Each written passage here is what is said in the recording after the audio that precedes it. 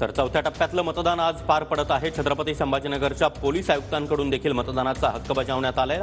तर जळगावमध्ये मतदान केंद्रावर आता मतदारांनी गर्दी केल्याचं पाहायला मिळतंय। रांगेत उभे राहत अगदी शांततेनं हे मतदान प्रक्रिया पार पडते। तर शिर्डीमध्ये मतदारांनी मतदानाचा हक्क बजावलेला आहे।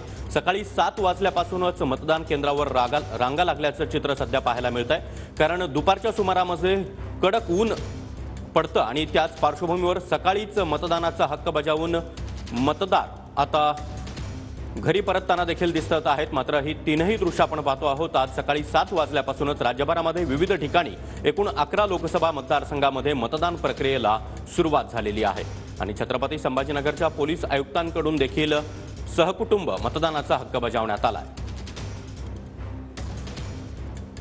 गेल्या अनेक दिवसापासून प्रचार करतायत, आज मतदानाचे दिवस आलेले, कसं पाहता, कसं पद्धतीने प्रचार केलेला आहे आणि काय अनुभव आहे आपल्यावाले?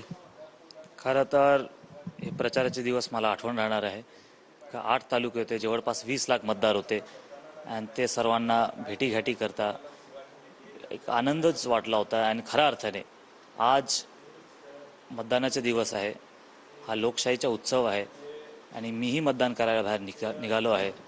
तसंही मी आवाहन करेल मतदार बंधू भगिनींना आणि माझे मित्रांना की तुम्ही आज लोकशाहीच्या ह्याच्यात सहभागी व्हा